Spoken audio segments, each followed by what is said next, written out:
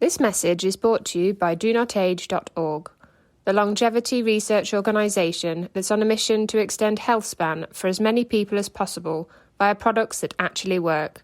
Start your journey today at DoNotAge.org and use code LLAMA for a 10% discount.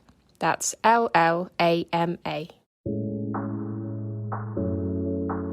Hello and welcome to the LLAMA podcast. I'm Peter Bowes, and LLAMA, Live Long and Master Aging, is where we explore the science and stories behind human longevity.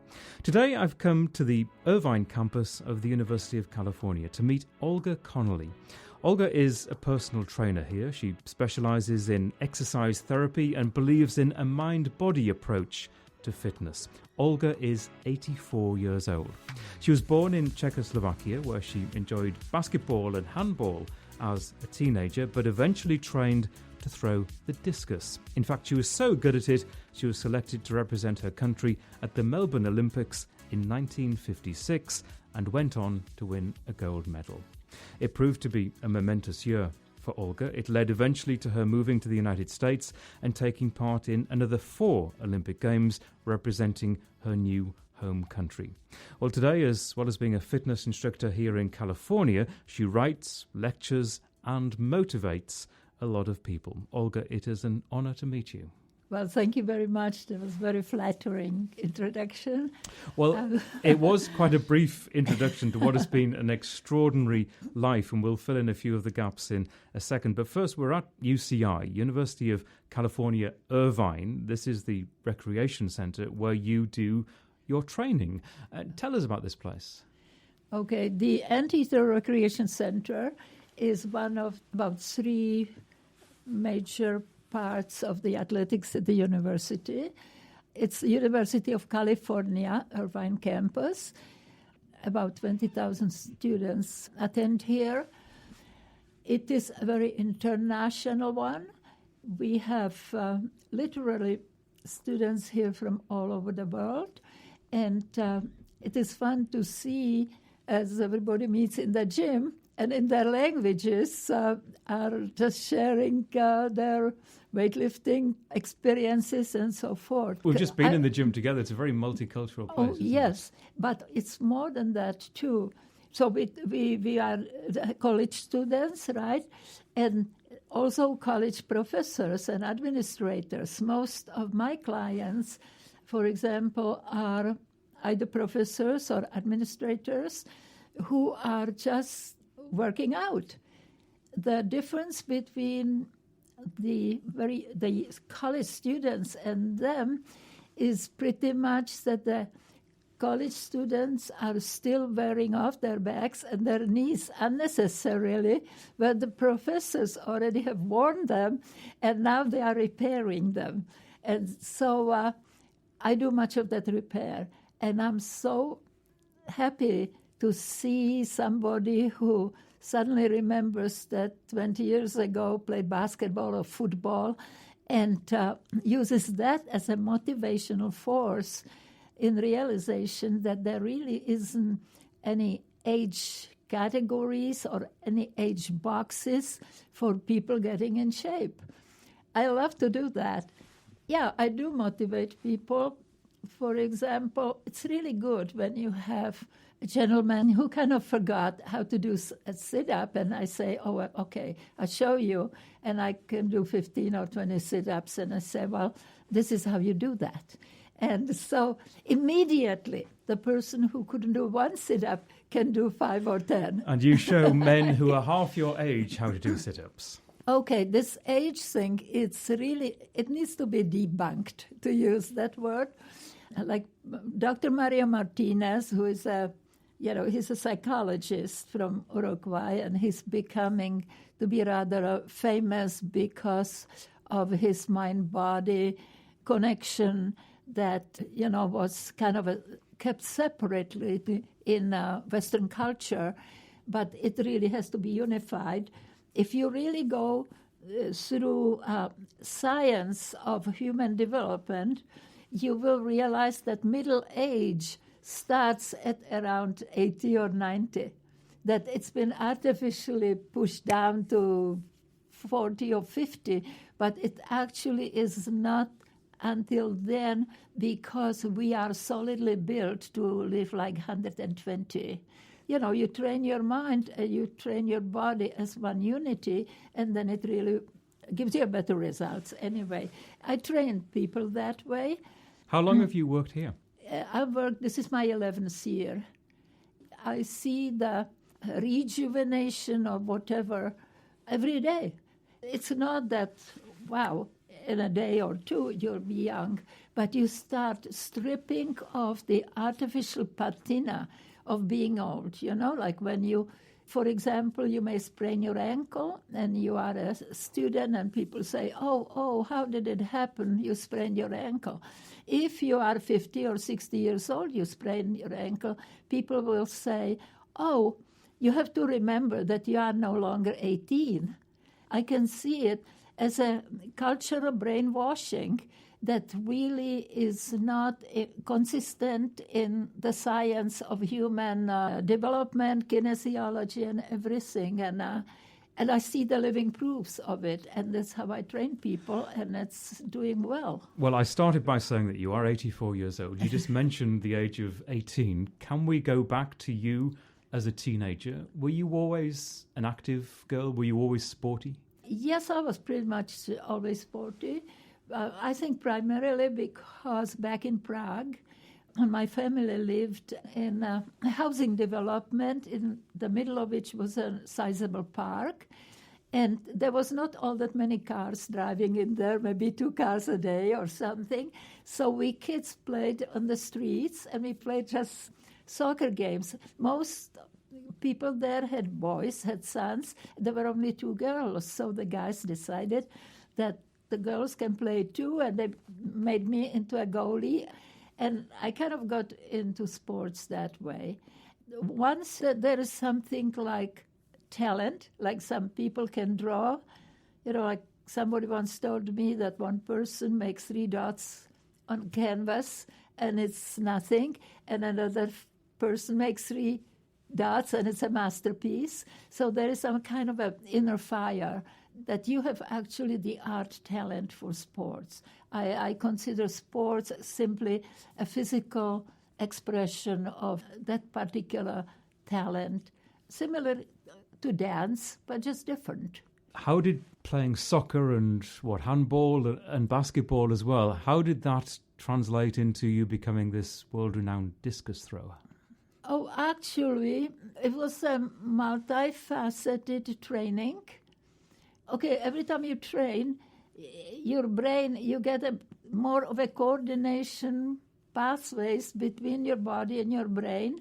And the brain, of course, makes connections. So you become more athletically coordinated person. The rest of it was kind of an accidental.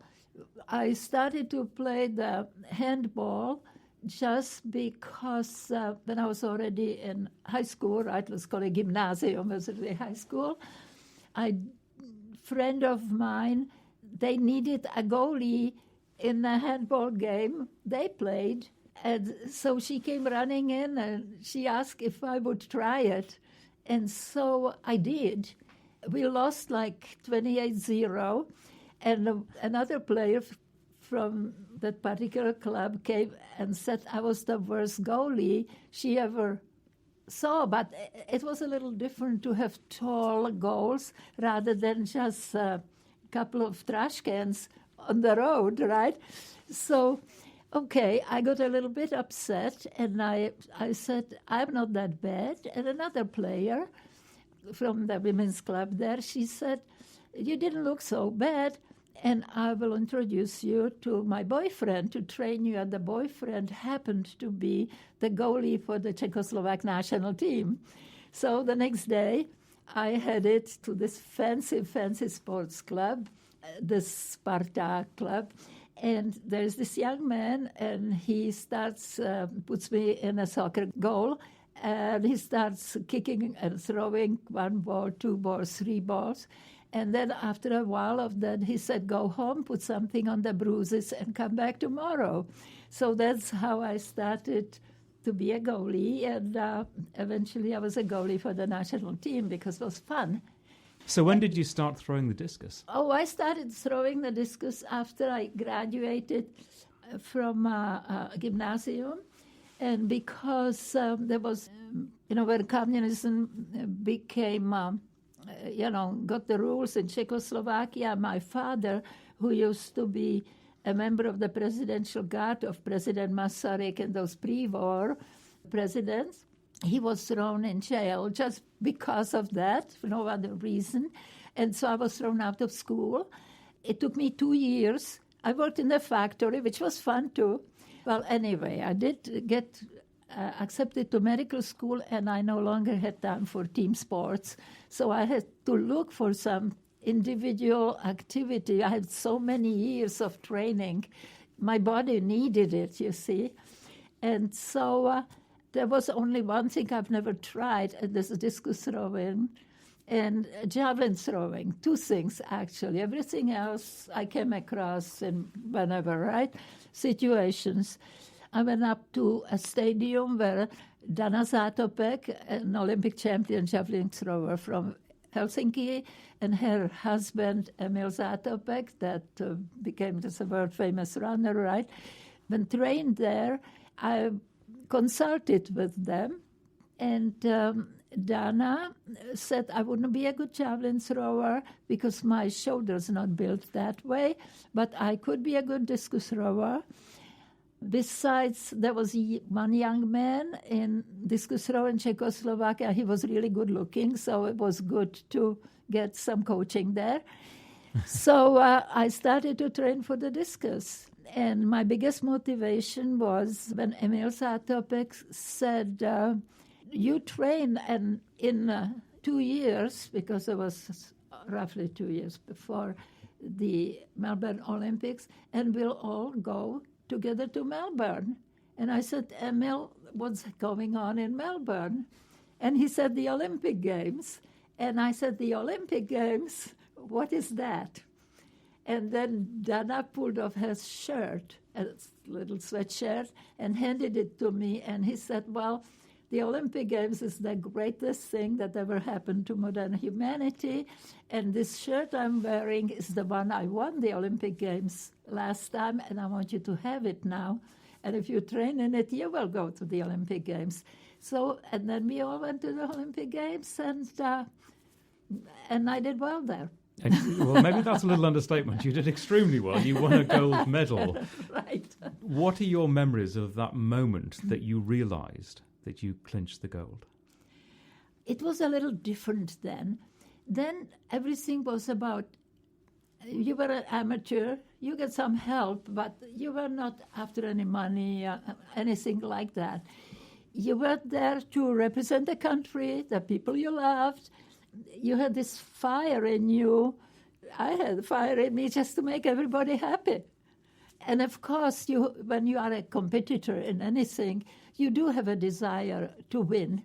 But you also know there are other people who are just as good. So basically the desire is to get out of you in a given moment, physically, mentally, and spiritually, all you've got. Did you know when you went to Melbourne that you had it in you to win the gold medal? Did you believe that you could do it? I wished it fervently, but I would never say so. And it was just like saying, God, please allow my feet to be the fastest and my technique the very best, that type of thing. It was not so much about winning and losing. It was really about being there. By then, I already knew about the Olympic Games and Pierre de Coubertin. We were the biggest thing to be there and participate before the victory. So it was a kind of a mixture, feeling. You just try to do your very best. And of course, when you throw the discus, you don't know instantly that you've won. You have to see how far you managed to throw it, and then I guess there's a period of time before you know that you've won the medal. But I think there's more to it too. When you are in the moment where everything goes right, you're kind of a part of the moment. You and the discus are one. And Abraham Maslow calls it, a psychologist, he called this a peak experience moment, and it could happen in you're playing a piano, it could play a basketball game, and in that moment you are unbeatable because everything goes perfect.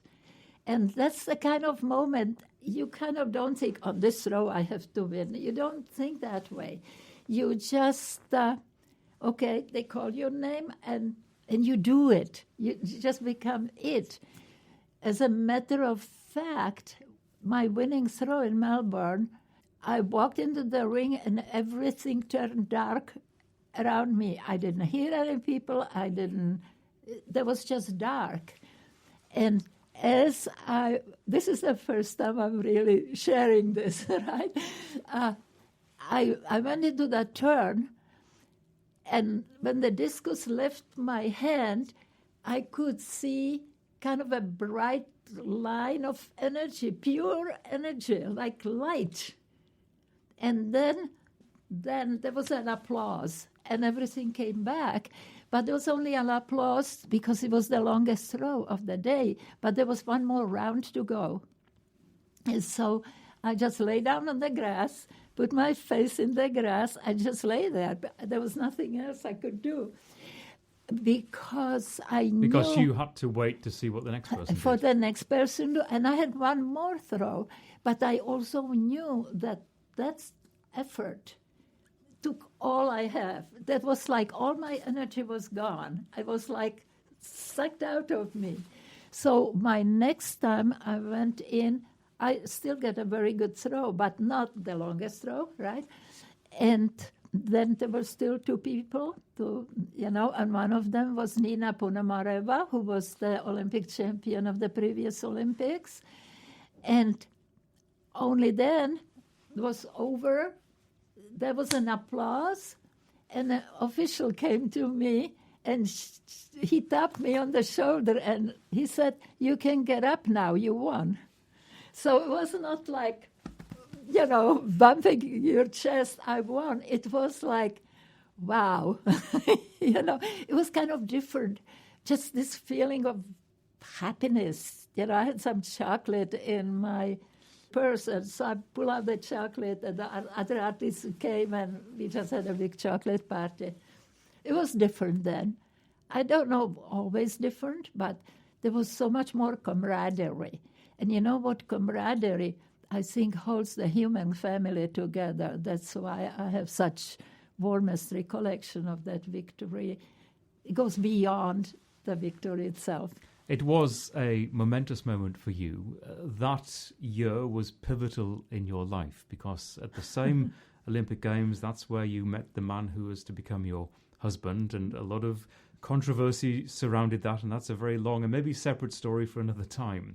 But you eventually moved to the United States. Yes. With your new husband. And you took part in, another 4 Olympic Games, yes. But you couldn't represent Czechoslovakia. And again, there was a lot of politics involved. You ended up representing the United States. Yeah, there was a kind of a political thing that at that point, nobody was allowed to marry a foreigner. That was how it was in Czechoslovakia. So it was breaking this kind of this barrier of the Cold War, and we don't need to spend time on it because we are in another era now.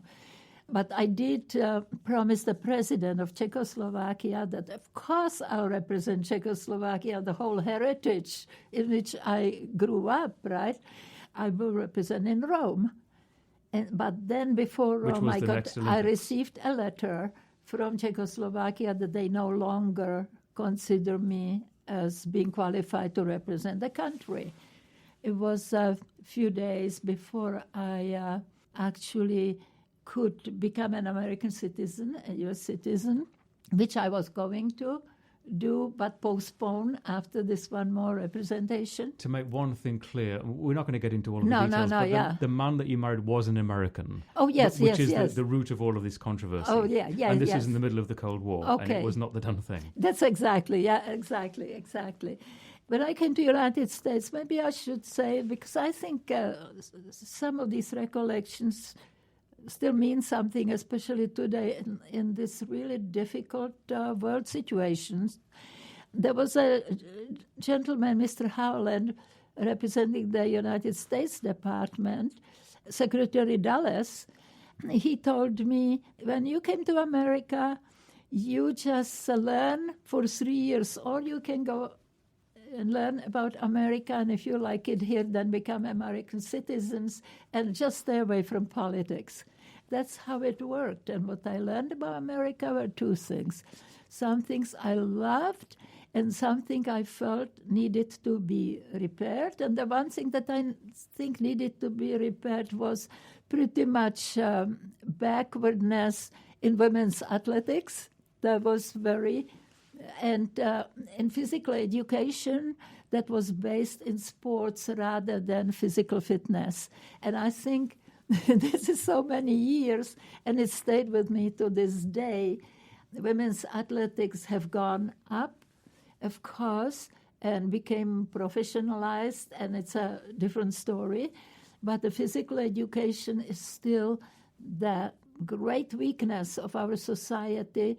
We need to have fine physical education in schools. We will not have obesity among children. We will have much less unhappy kids and much healthier population. And I'm devoting my life to that. When you moved to America, what were you most inspired by? You said you had lots of different emotions about this country, very different to your homeland, and you had gone through an awful lot as an individual. But you found essentially this country to be an inspiring place as an athlete. There was so much. I think the warmth of the people when we arrived on SS America to New York, we were kind of known at that time, and there was lots of newspapers and publicity. Of course, you were known by your original name. I was named, which was Fikotova. Olga Fikotova. And I guess because it was difficult for people to pronounce, so I just became Olga. I think till this day, most people know me as Olga. The warmest, welcome. I did get flowers from the mayor of New York, which was very, very, humbling, beautiful thing. But then I got a hug, and it was from Mr. Ed Sullivan. This is Ed Sullivan, the television presenter, and you went on his show. Yes, he invited us to his show. You were a huge celebrity at that time. Yes, we were. And he just gave me a hug, and he said, "Welcome. You will love America, and we'll love you." And then he said, "I want you to meet somebody," and took us, my husband, of course, and me. This is Harold Connolly. Harold Connolly took us to the dressing rooms of the show, and there we met a man that I already have known his music, because sometimes I could hear it in Prague, and it was Louis Armstrong. And he got up, and he hugged me and kissed my cheek, and he said, "I'll sing a special song for you." And said the same thing, "I hope you love America." That was the first, really true first impressions. The Ed Sullivan experience and was like being serenaded forever. in the dressing room, that's not just an ordinary first experience for anyone. That's a first experience as befitting a national hero. To me, it was not... Look, very famous people, Mr. Sullivan, right, and Mr. Armstrong, very famous people, giving me just a normal human hug, brotherly hug, right, and say, "Welcome here." And I felt at home. I wasn't impressed, indeed, what you're saying. I wasn't impressed that I'm on a TV show, because I had all that back at home, right? I had that in England. But there is something of human warmth that ties us all together. And at that point, what was your age when you just come to America, when you met Louis Armstrong? How old were you? Oh, I was 25, I think it was 25, right? I know it's difficult to explain it, but that's how it was. I kind of could breathe and say, "Oh, yeah, I'm at home, so I got to do something real good here." There's kind of like a follow-up to it, right? I was knowledgeable. I was a writer. I was fourth year of medical student.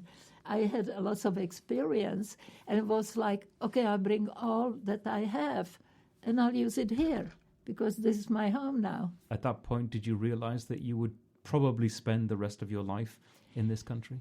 I think, well, it's kind of a different level being at home. It's kind of being at home. I was at home in Australia, too. I got a lot of hugs and from Australians, right? It was like, yeah, the world opened, and the world is my home. I don't mean it like I'm so important. I just mean that I can live anywhere, I think.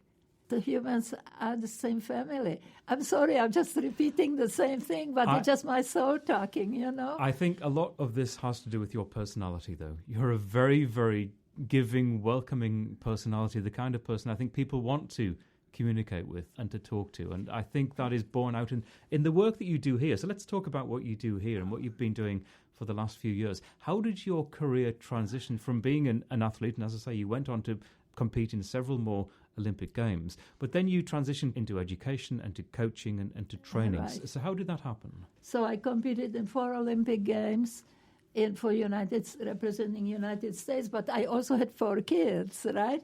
So I had a husband and family and everything. And training has changed. Training had become much more intense. So it was impossible for me to continue.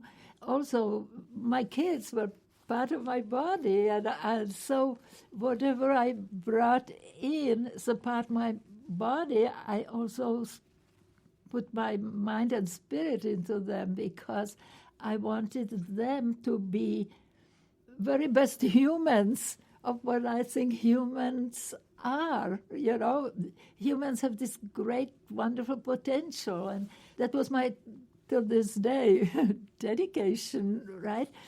At that time, there came a point that I realized there's no way I can compete anymore except for the fun of it.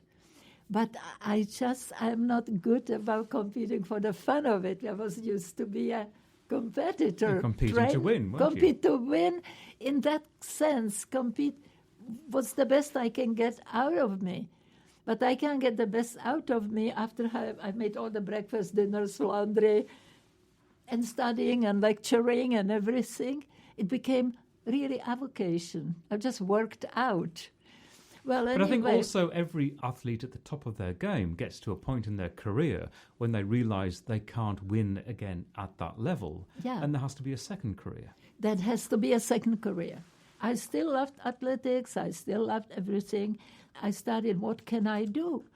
But because of my desire of improvement on really physical education, I went back to school to Orange Coast College and worked for specialists in fitness training, and I became that.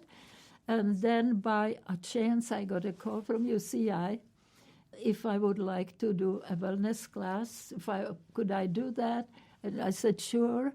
And in between, I was coaching throwers at Orange Coast.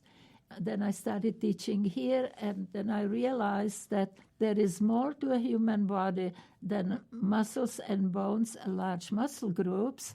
And I took another course to become exercise therapist that goes much deeper into training. And my gosh, I wish the trainers, the sports coaches would all learn a little bit more about the human body also. From exercise therapy, you learn a lot, and you can take a person, motivate a person, and if that person really loves himself or herself, they will refurbish themselves to a very joyful state at the age of 60, 70, whenever.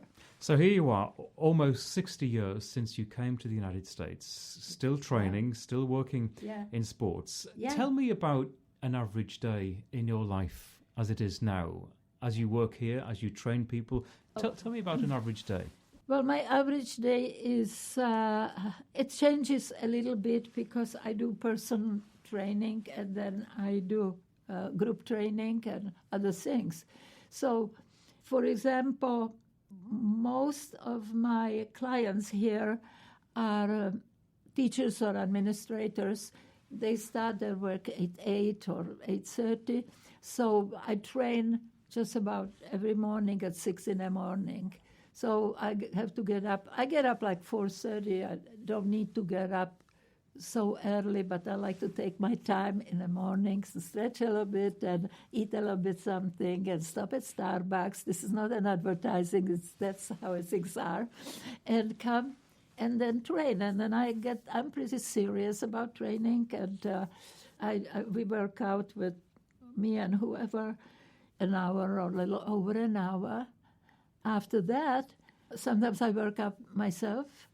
At noontime, twice a week, I work with groups of people here in the park who are employees, the university employees, most of them office employees who are, afflicted the technology diseases of sitting at a computer all the time and not knowing that they need to rest their eyesight, that they have to change their postures. And so we work on office ergonomics.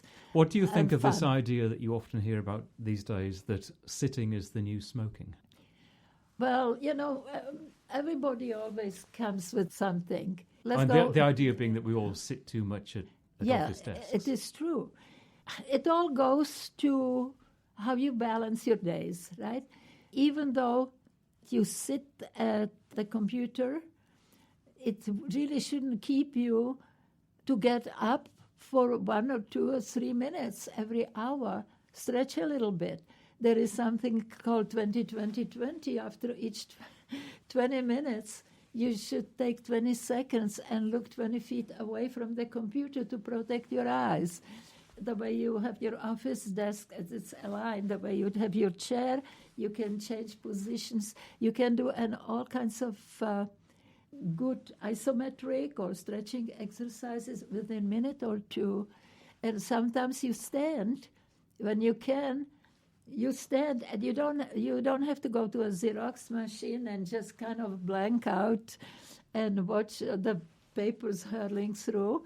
But you can do toe raises. You can do all kinds of exercises. I teach my people to do those exercises and not to feel silly doing that, because it keeps them healthy and prevents all that atrophy that certain parts of the body go through by not being used. What is atrophy? Atrophy means that when any part of the body, any muscles that you don't use, just weaken, because the body is very economical.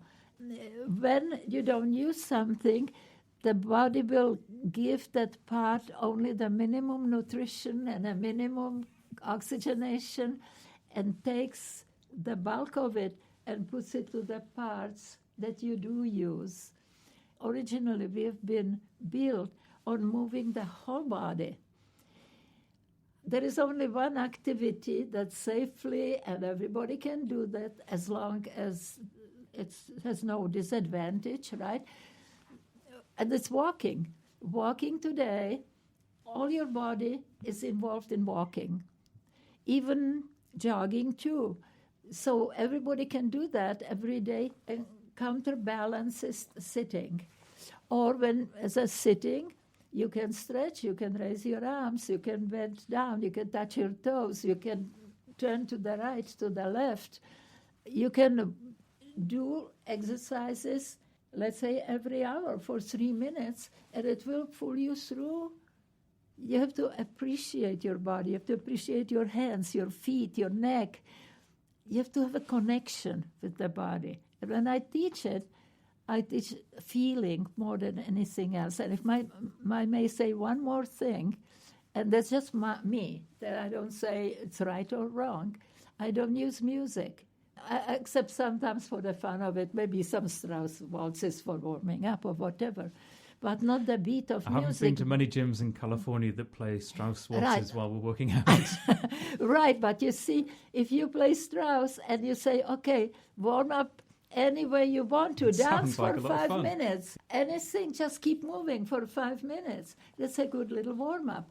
But if you have a music that just give you beat, beat, beat, beat, then the music is maybe not to be for a person who has long legs, short legs, who is heavier, who is lighter. Everybody is trying to satisfy the beat and takes away a proper conditioning of the body. That's why I'm not using that. I use laughter. We laugh a lot because laughter is the best oxygenator. And in the old times, in the gyms, even the Muscle Beach gyms at Venice, those great weightlifters, Joe Gold and those... Arnold Schwarzenegger. You ever met him? I've never met him, but he was a good friend of my ex-husband.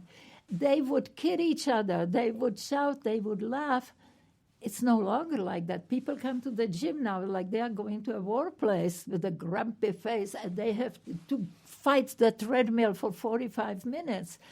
I think it's sad because, among others, by not laughing, talking, and breathing, we rob ourselves of oxygenation. Can I ask you about your own fitness regime? What do you do?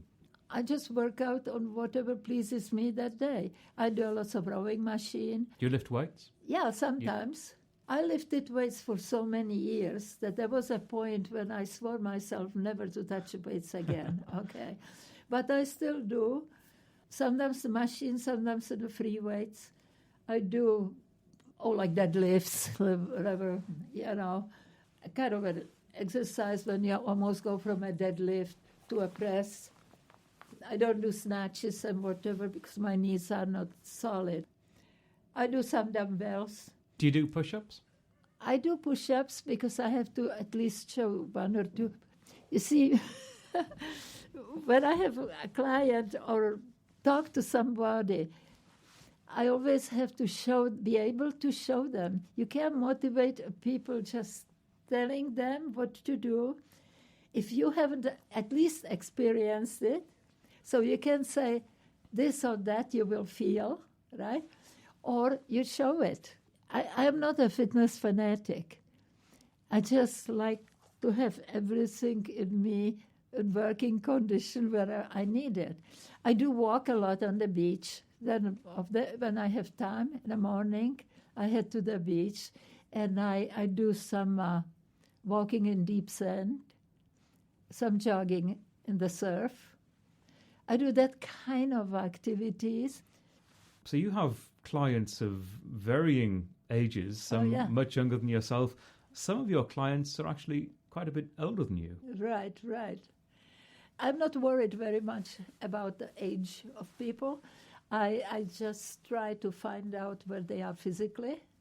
You always have to find out certain things if people have a heart condition or what medications they take, and anything that can influence your functionality. And if there is something a little bit more serious, I automatically ask for the permission or whatever to contact the doctors and work with the doctor and so forth. And some are just fine, like Edith over here, right? Edith has just joined us, and she is 100 years old. Hello, Edith. Hi. Nice to meet you. Hi, it's good to see you.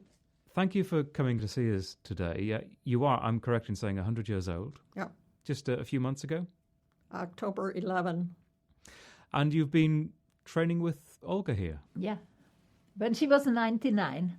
Yeah. What kind of training did that involve for you, Edith?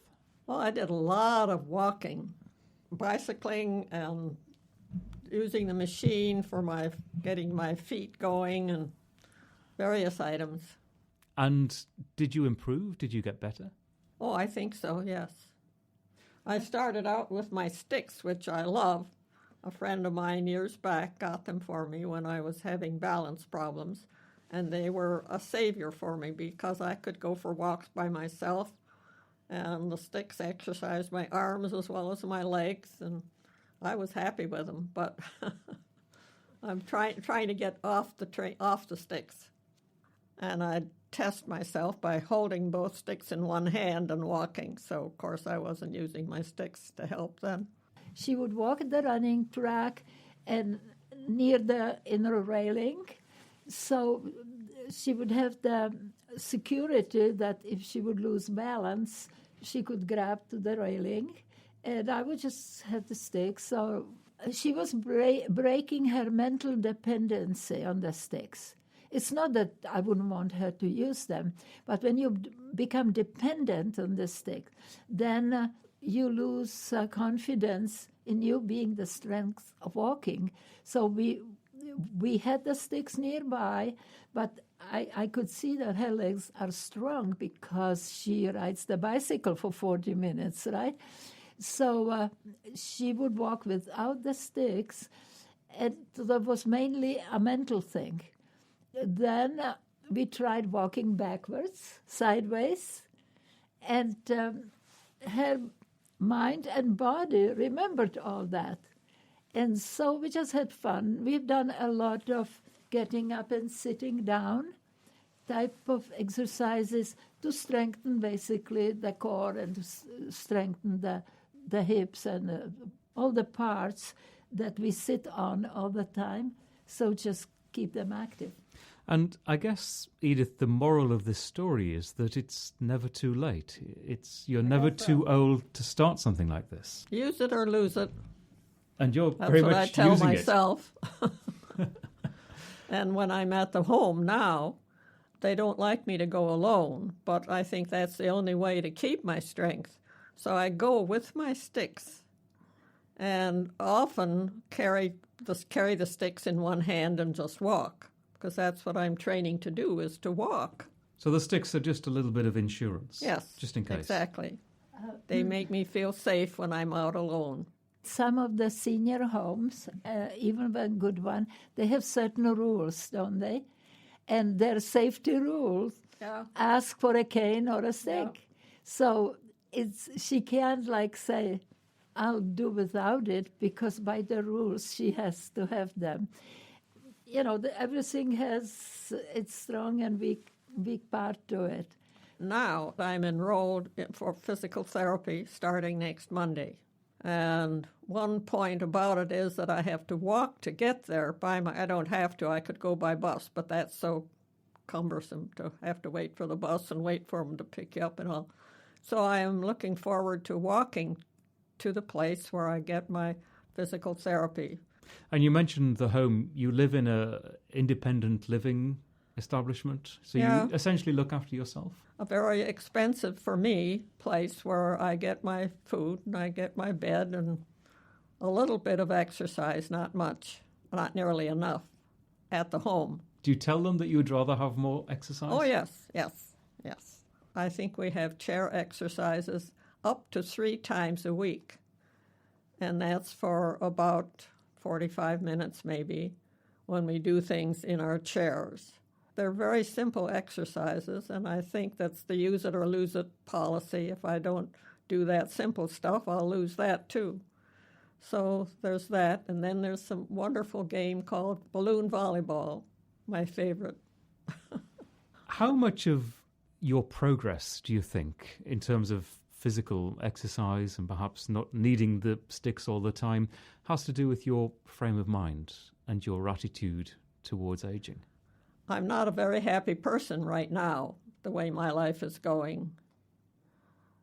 And it's hard to explain, but I think the mere fact of being stuck in a home with a lot of people who are physically not right, makes you feel like you're an ancient person, that you're not worth much. You're stuck in here with a bunch of people who need an awful lot of care. And being there with, I don't know how many, 60 women or more, some of them are very intelligent, very nice, and it takes a long time to weed them out of the entire group. And they want me to take part in all the activities, all the games, all the card games, all the bingo and all that stuff, which doesn't interest me. But I go to everything that has to do with my physical well-being, and there isn't enough of that at that house. But it's not the most expensive house. I could go to one that costs a lot more. But somehow I'm trying to preserve some of my assets for my kids. Well, this is the great dilemma, isn't it, for so many people as they age and get older, that you need a a certain amount of security and assistance, Yep. but you maintain and need to maintain your independence. Yep. And you are able still to do an awful lot for yourself. Most of despite my your stuff great I can age of take 100. care of. Like I paid my monthly bill this morning. I left it there at the office. If I waited till tomorrow, I'd get a late fee. So I'm very careful about stuff like that. Apart from your living situation, are you happy about being your age, 100 years old? I don't mind being my age as long as I can be respected for my age. But I think old people are put so many times, wait here, wait here, wait here, wait here. And I hear that complaint so often. They tell me, we'll do this for you, but wait here. And there's a lot of time spent waiting, waiting, waiting. If you go on the bus somewhere, you go with a bunch of people who have different desires, different wishes, different things to shop for. And you can spend a whole day on a bus with people doing one thing for you and one thing for somebody else, and you waste a whole day going on a bus, which, I don't know, doesn't set too well with me. For the physical therapy next week, there is a bus that goes sometimes. I have to alert them. I have to always keep in touch with the driver to find out when is he going to leave, how long do I have to wait after I'm through with my exercise to come home. And all that rigmarole irks me. So I'm thinking that I'm going to try to get there all the time by walking. It's not a long walk. How far is it? 2 blocks. You know, you have to know the way, and when you get to the building, you don't know where your personal therapist is. You have to go through a rigmarole there, but I've got it down pat. A friend went with me yesterday. We went over the trip together because she's been there. And so I have in my head now exactly how to get there, and it'll take about, I think, 35 minutes walking to get there. So I can be there in 35 minutes, and when I'm through, I can come home and be home in 35 minutes. But if I wait for the bus, I have to maybe wait till the afternoon. You just don't know. You're dependent on somebody else always for a bus ride. I gather from Olga that you're writing a book about aging. I haven't gotten very far with it. I've been thinking of starting a new chapter now because since I've been in the home, my life has changed in so many ways. And there are so many things I have to learn when I get there that seem so unimportant. Like I was there for 2 weeks and nobody had taken my towels, my bath towels. And I mentioned that to the girls at my table and they said, oh, you have to throw them on the floor if they take them to the laundry. That was news to me. I never threw anything on the floor to go to the laundry. Why wasn't that in rule number 1 when I went there? And something like that turns up all the time that's irksome. Well, I tell you what, I think your insights into your current situation and your life more generally and the aging process and how you're dealing with it are fascinating. And I would love to come back and talk to you for a future podcast, if that would be okay. Yeah. And we'll sit down and talk for a couple of hours. I'd really like that. It's really Well, good. you're welcome. Really, really good to talk to you. And I look forward to talking in more detail at some point in the future. Thank you. Well, Olga, that was fascinating to meet Edith Aviz there, 100 years old, and she clearly has quite a story to tell. Yeah. She is very coherent and very careful how she expresses her feelings, so she's very truthful. I will, as I said there, go back and talk to her again for a future podcast, because I think the dilemmas that she has and the struggles that she is going through are compelling. And they are issues and problems that face so many people, not necessarily they get to 100, but maybe they get to 70 or 75 or 80, and similar challenges face them. So, I don't know, some of the places are like warehousing people, you know, other places may be much more accommodative to individual needs and individuality of the people. I really don't know. I personally dread it. I think that if you are very weak and ill and whatever, it's a totally different story. But if you are really not ill, she's not ill. She is becoming weaker.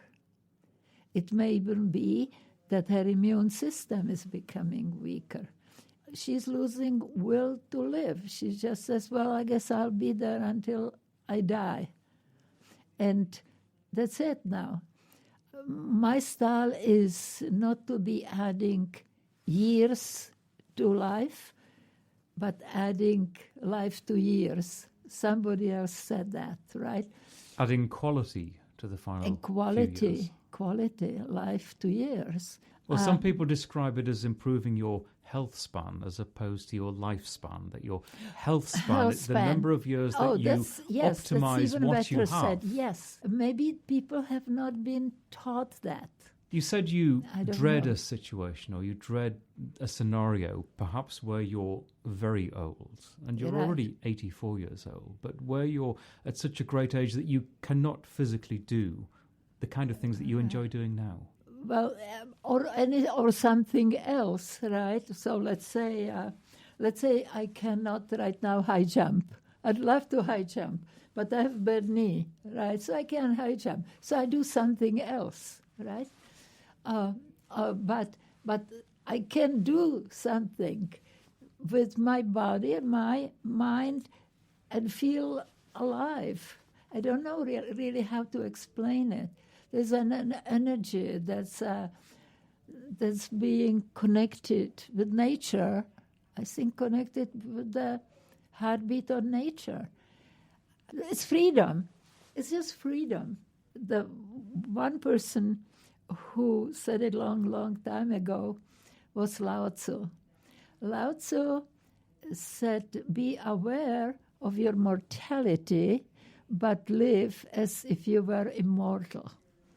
Now, that's something that I would like to do. It does not have a mechanical explanation, but I think I would like to be able to have the physical and mental and spiritual reaches open so I can live as if I'm immortal while I'm aware of my mortality.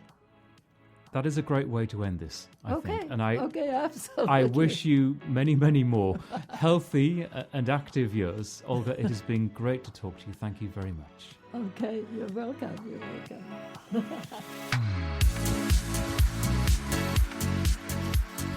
And what a pleasure it was to meet Olga Connolly and her friend Edith. And as Olga said there, she always does her due diligence when taking on new clients. And you should always consult your doctor if you're considering a new workout regime or diet. This podcast doesn't provide medical advice.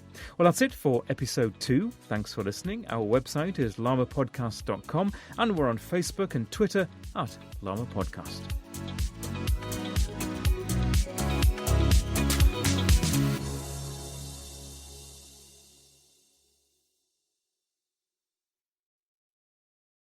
Health optimization is what this podcast is all about, and that means taking care of our mitochondria, the energy centres of our cells.